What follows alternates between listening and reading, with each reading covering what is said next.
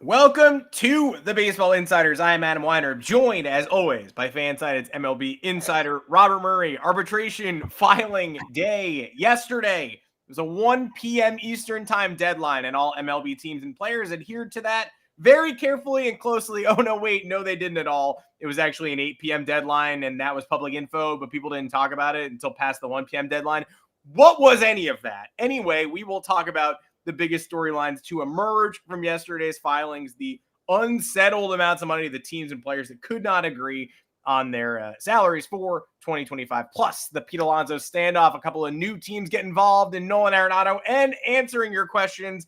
Here to help talk us through all of it on a Friday afternoon show is Robert Murray. Robert, how are you doing, dude? Dude, I am doing a lot better than I was at this point yesterday, because yesterday my phone started buzzing at about 4 a.m. and I was just nonstop tweeting different arbitration settlements. And it caught up to me after the quote unquote deadline, and I ended up going in my bathroom and I threw up. So that was not great, but we're back at it today. It feels very good to be back. Got lots of stuff to talk about. Gresham 5, it is good to have you in the comments once again. We got plenty, a lot of thoughts after arbitration day. Some different trade rumors have surfaced that we want to talk about as well. But I like your hat, Adam. It's good to be here with you. How you doing? Good to be here. Yeah, I wanted to rep the Padres, considering we get asked about the Padres on every show, and we usually have nothing to say. So at the very least, I'll be wearing a Padres hat for all 30 minutes of this podcast, because that's something. Comments mentioning Jalen Hurts out of concussion protocol. NFL playoff weekend, they took Super out of Super wildcard weekend for some reason, but it's still 6 damn games, and one of them is occurring in a city where there are not NFL playoff teams. So that'll be interesting. But I'm ready. I'm ready for the CFP tonight. I'm ready to talk baseball. If you like talking baseball, which you do because you're on the Baseball Insiders feed right now, subscribe, turn on your notifications if they're not on. We go live at 3:30 Eastern on Mondays and Fridays, typically 1 o'clock Eastern on Wednesdays. But next Monday, 3 o'clock Eastern. That's a bit different. So turning your notifications on would help. You would know we're going live a half hour early. You could join us. We would love to see you join us. Hit the join button if you want to actually join us. You could join us in the Discord channel, either at the Rumor Mill tier or the All-Star tier, both good tiers. All-Star gets you priority responses in this chat on this show, and you also get private Q&As with Robert and sometimes me and sometimes Cooper and sometimes Biscuit. We see there's people asking for a Biscuit Cooper podcast, a yappy podcast or a silent podcast, very sleepy podcast too around this time of day, but it will be considered maybe as a Discord perk. Either way, and if you are not subscribed to the Moonshot, follow-up question, what's wrong with you? But actually, that's our weekly baseball email newsletter where the FanSided MLB team, including Robert Murray, and again, sometimes me, will break down all the biggest stories in the big leagues with humor, insight, and behind-the-scenes info. So join us there. Yesterday made Robert throw up, made me throw up a little bit too, in my mouth, mostly because I was like, where are the deals? Like, I think I threw up in my mouth around 5 o'clock.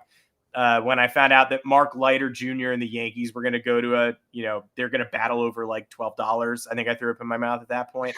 But I'm curious what the most important thing you think we learned from this deadline day was, because obviously these are players who are under contract no matter what.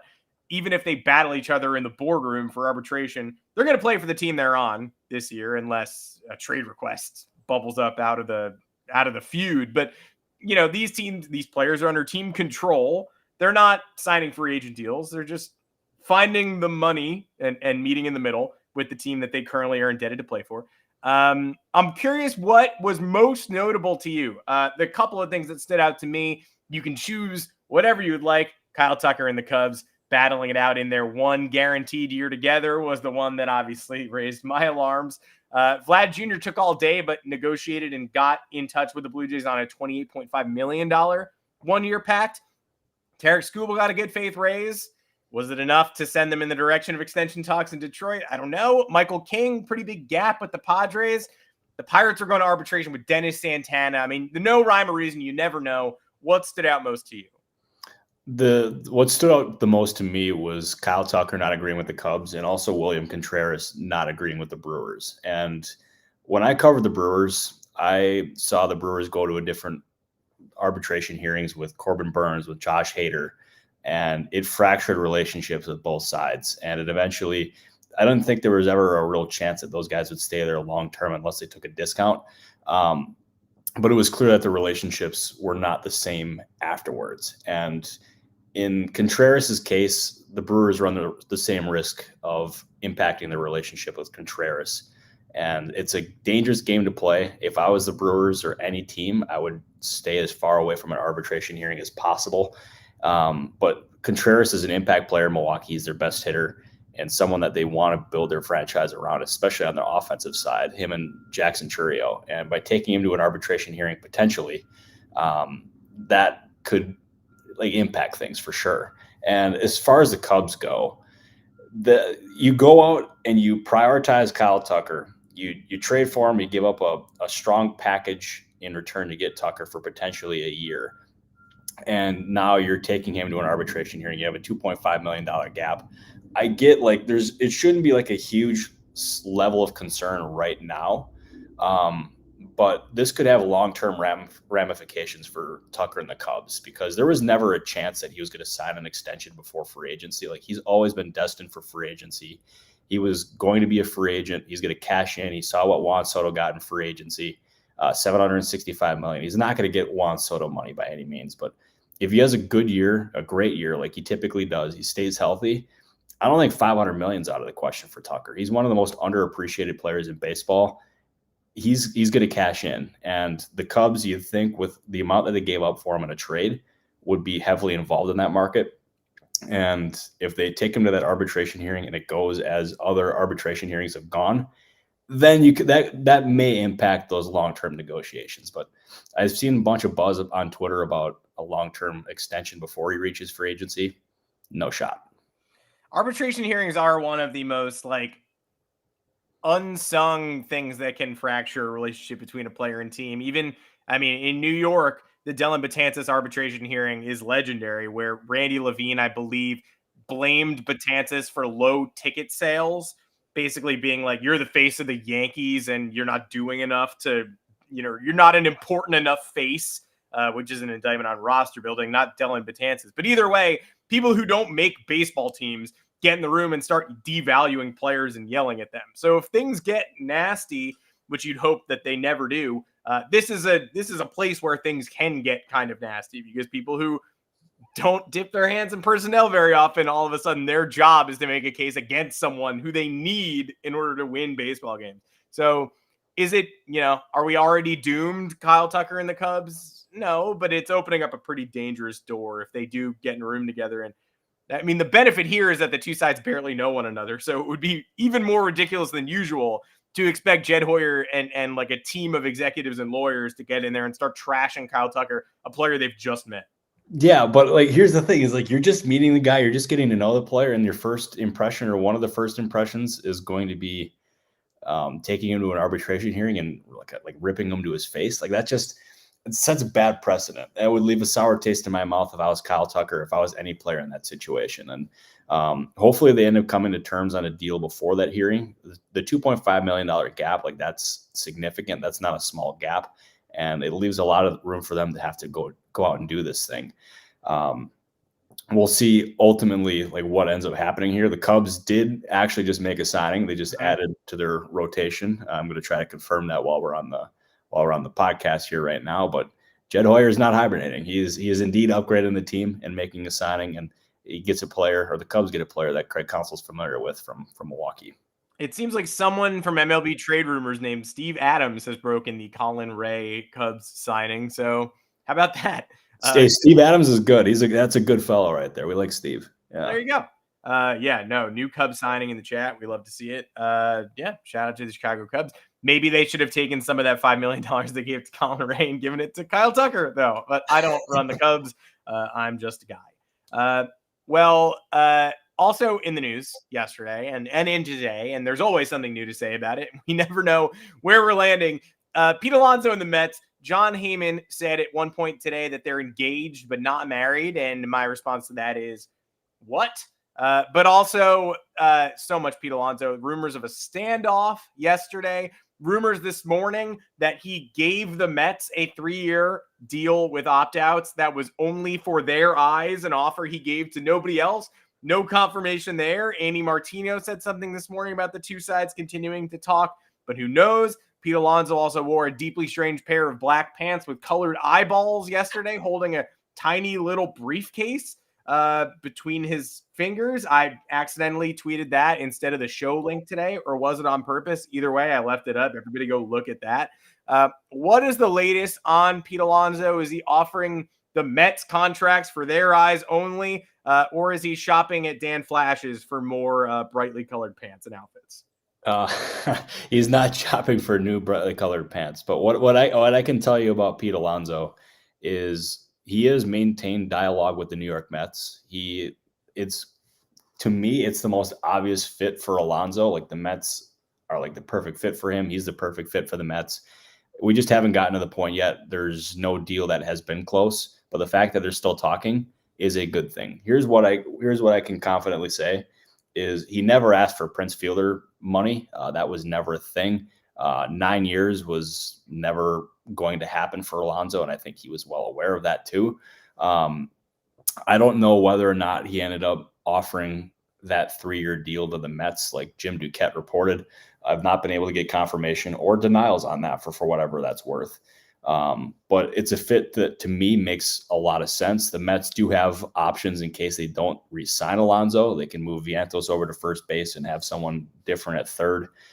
So, I mean, there's options that the Mets have, but to me, the most likely option has always been Alonso returning to the Mets. It'll probably be a short-term contract with an opt-out after year one, so we can test free agency once again.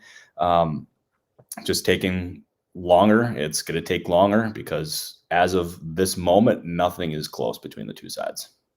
But they might be engaged but aren't married. That's what you're saying? Yeah, I know John Heyman very well, and that is like the perfect John Heyman tweet. That is only John. God bless John Heyman. That is a good man right there. Yes, and it makes you think. That's the beauty of the tweet. Wow, compliments to my hat collection. My finger slipped. I accidentally retweeted that. Thank you. I do have. I have more. I have plenty more that you haven't seen. We've adopted a 1-in, 1-out policy in this household because there are too many hats. But has it been adhered to? No, not very well. We still have too many hats. And speaking of a man who wears too many hats, Nolan Arenado, where's he going? We talked on the last episode about how the Red Sox might be the last hope for an Arenado trade before the season. We have some comments asking as much as well. Hey, Arenado Red Sox, where are we at on this? And yesterday, we started to get some more potential destinations, either examples of Arenado opening up his recruitment, being more amenable to other destinations, or just some last second Hail Marys in order to maybe boost the price on the Red Sox. There was also a tweet that said Tristan Casas to St. Louis with a smoke emoji that I thought was a fart emoji. It's all good. I don't know emojis. But that would insinuate maybe Red Sox and Cardinals becoming a larger deal. Brendan Donovan pitching. I don't know. I'm extrapolating. But either way, the Mariners, Tigers, they got involved on Arenado. Reportedly, there was even something that said the Royals had engaged at some point and he wasn't interested, but would maybe open his eyes a little bit more in the coming weeks to that location. All this to say, we may be approaching an end game with Arenado, given that we're getting this mishmash of additional teams, it kind of seems like. Yeah, there's a lot of different reporting going on here. And I am kind of caught off guard by it because I've always thought that Arenado was going to have a very small market. And I'm still not convinced he has this big market that all these reports are trying to make it out to be. He's got a large contract. He is a aging player, declining. I mean, it's just, and he's also got this no trade clause, and that ultimately just makes it a really difficult move to pull off here. And to me, I'm going to side with what Katie Wu said, because I think this is right as of right now, because things can always change. But to me, this is going to end up being a Red Sox or bust kind of situation, unless an injury happens or something different happens. Like, things are fluid in the offseason here. And if I was a Red Sox, I would not trade Casas for Arenado. I would not trade Casas for Arenado and Ivan Herrera. I would not move Casas in any Arenado deal whatsoever if I was a Red Sox. And yeah, I don't know. I don't know why Red Sox fans are so eager to move on from Tristan Casas. Maybe the Red Sox fans are not eager to do that. Maybe it's the Cardinals fans or opposing fan bases that are open to or trying to do that or manifest that. Casas is a very good player, and unless you get absolutely blown away, do not trade Tristan Casas. If I was a Red Sox, I would not trade for Nolan Arenado. I think you have a really good roster as of this point. You need to end up going out and doing something else. If it's an Alex Bregman, if it's somebody else, go out and do that. But I'm not giving up valuable assets for Nolan Arenado. I'm very adamant about that. I've been very consistent with that. I would not do that deal if I was Craig Breslow. Yeah, Red Sox or bust for Arenado. I mean, I'm over here hoping for Red Sox and bust, but apparently that's not an option. So I'll have to pick either or. Brief pause in the comments. Somebody saying Robert would smoke Adam in pickleball. Let's be real. You have no idea my dexterity and agility, friend. I think I own you in pickleball, Adam. Bring it on. Own me in pickleball. Like, look, I'm more of a tennis guy than a pickleball guy. I like when the ball bounces instead of hits the ground and sort of falls flat, and it's harder to. I don't like the bounce of a pickleball, but I will. I mean, do you serve? Do you play tennis? Where are you at on tennis? No, so I'm not a tennis guy, but I'm a pickleball guy. I'm a growing pickleball guy over here. I've been playing a lot more. I'm actually, sources say I'm closing in on a deal to acquire a pickleball racket or whatever we want to call it of my own instead of renting, and we're borrowing from friends. So that's big for my brand. But I'll smoke you any day, anytime, Adam. Fly out to Scottsdale. I'll fly out by you, and I'll take you. You won't even score a point. All right, you can smoke me in pickleball. I'll hit you with the Federer in tennis. Yeah, you would smoke me in tennis. I am the worst tennis player imaginable. Yeah, I'm actually decent, and I'm not going to brag. Like, look, my baseball skills, I played baseball in high school. Was I good? No. Get my former teammates on the pod. Not good. Tennis? Pretty good. I can play tennis. But we appreciate the question as always. More of an insinuation that I suck at pickleball rather than a question. But still, we do appreciate it. We'll answer some more questions. Anything in your notebook that you're waiting on before we open the floor up for some questions? No, it's been basically it's been kind of quiet. I'm not gonna lie. Like, things are, I mean, it's starting to heat up by any means, but I don't know of anything that's like super percolating as of this point. But the big thing that I was trying to track down was the Alonso stuff and trying to figure out exactly what was going on there. And as I said before, and I'll say it again, like, he was never seeking a Prince Fielder contract. I don't know how that got started, but that was never the case. I am seeking the Prince Fielder contract, though, but I understand why Pete would not be. It'd be detrimental to his current situation. On to the questions.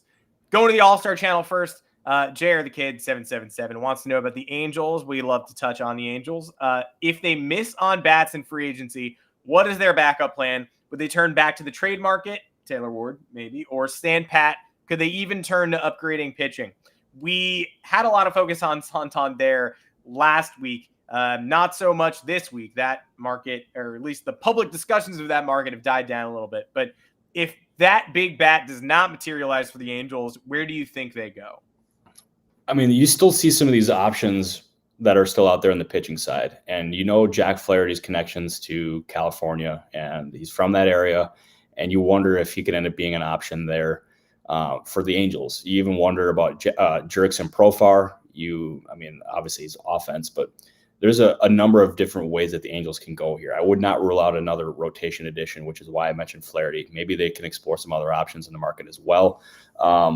But Artie Moreno, and he loves his offense. And if he can get another bat, which he's very open to doing so, I don't think the Angels would hesitate. It's just the only thing that's really preventing that from happening right now is the prices. Once those come down, then we could end up seeing Perry and that Angels front office try to pounce there. And I'll even tie this into another question that's here from Nathan. Could the Pirates be a fit for Taylor Ward if the Angels are trading him?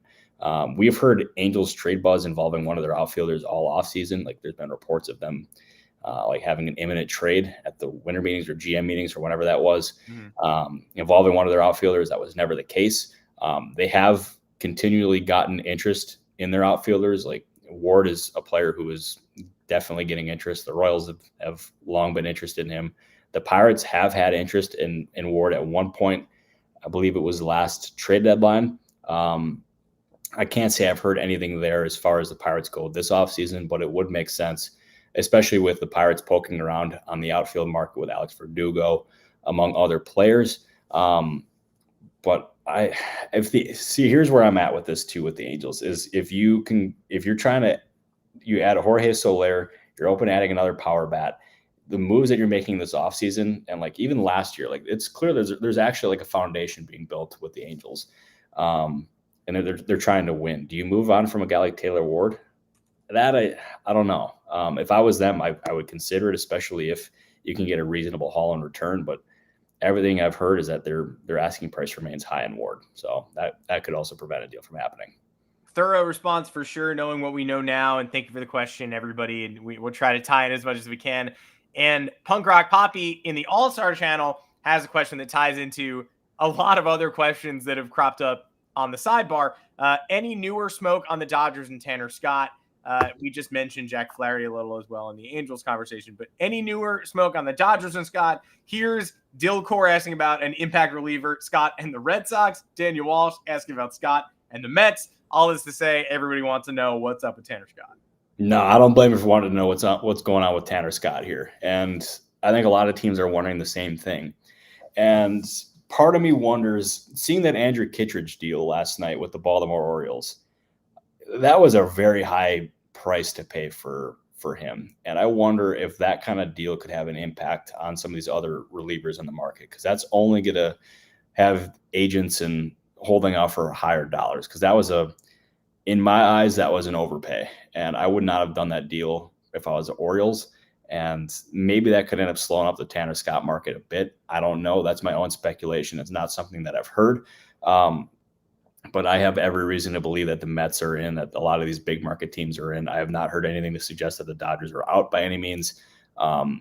He makes a lot of sense for them. They need a back-end reliever, and they have money to spend. Obviously, it seems like their pocketbooks just do not run dry, which is pretty crazy.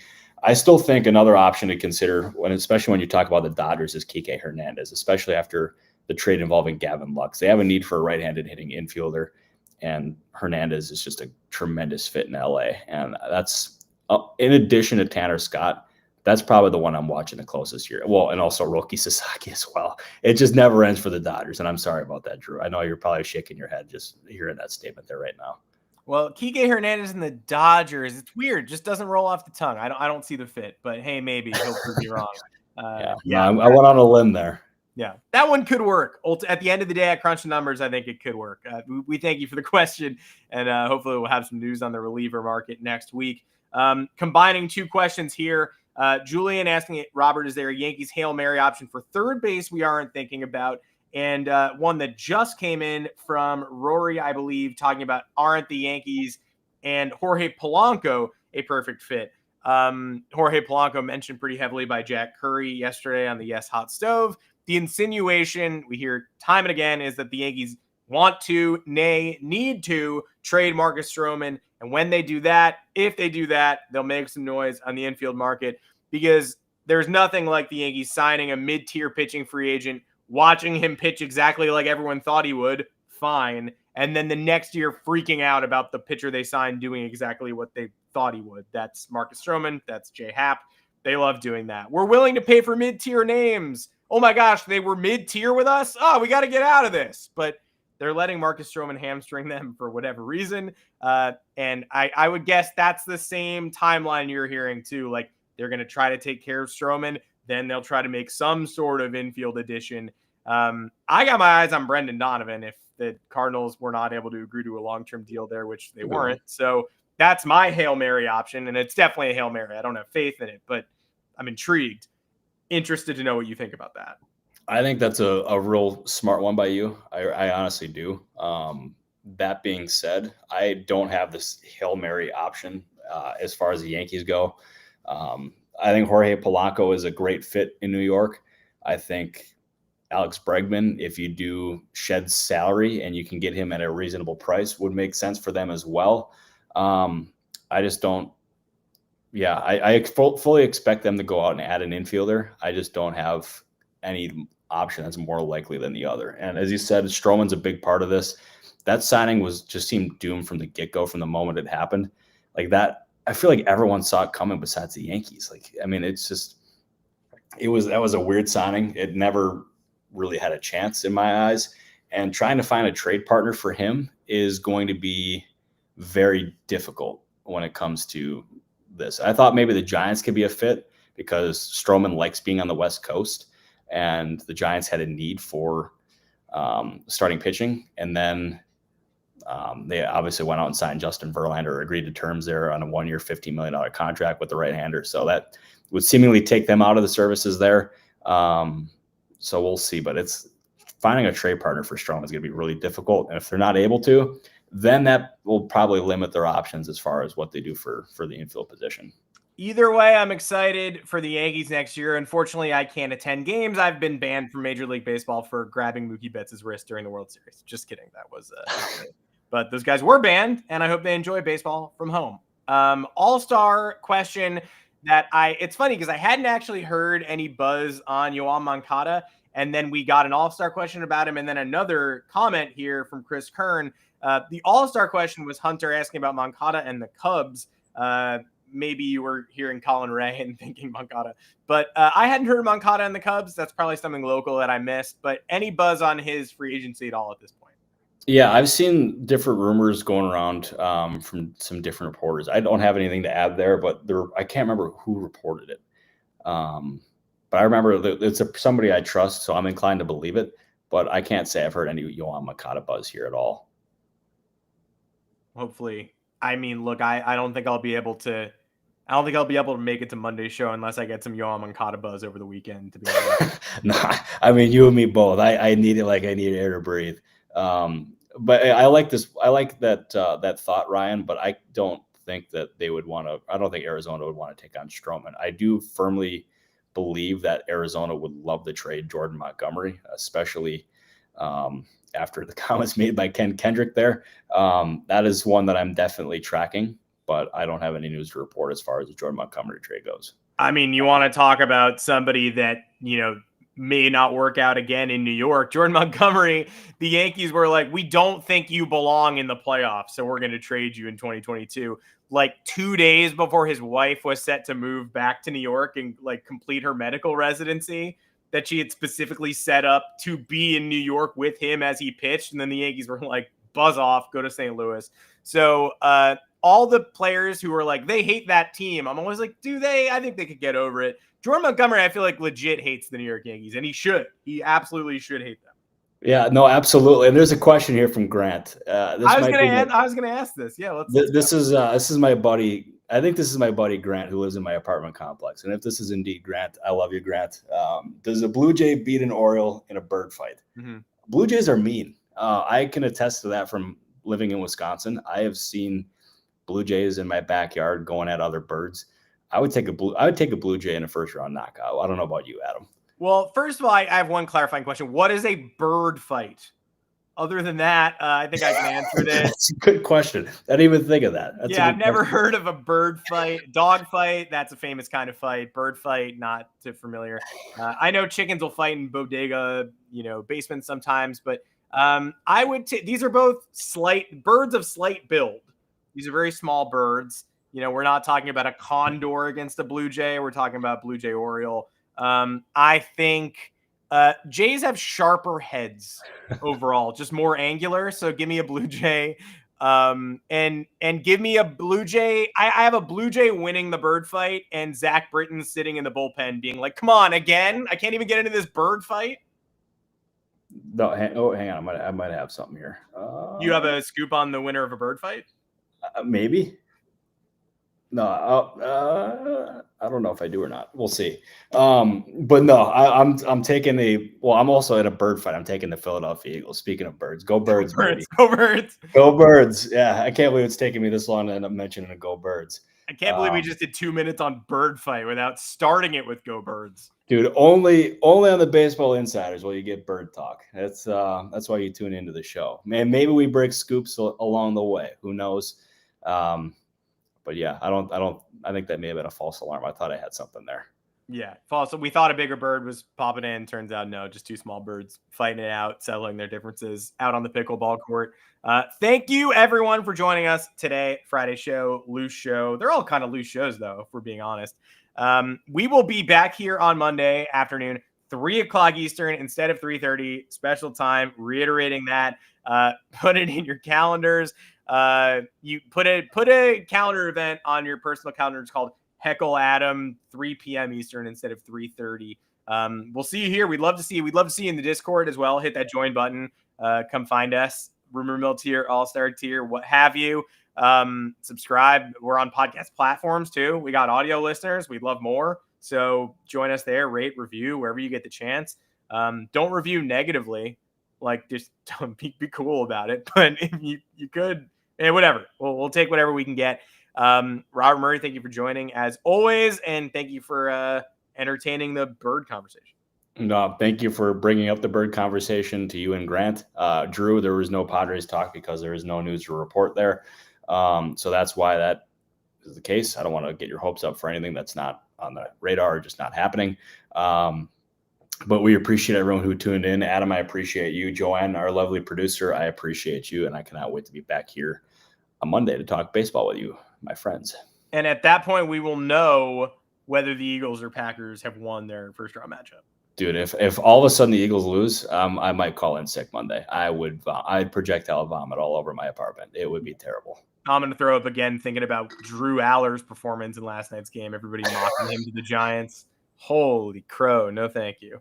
Yeah, we're ending it with bird talk, too. We got to love it. Holy crow. Yeah. Who wins a 3-way bird fight? Blue Jay, Oriole, or a holy crow?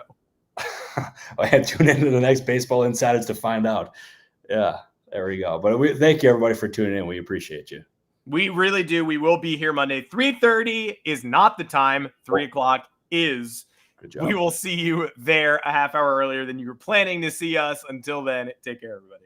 Thank you, everybody.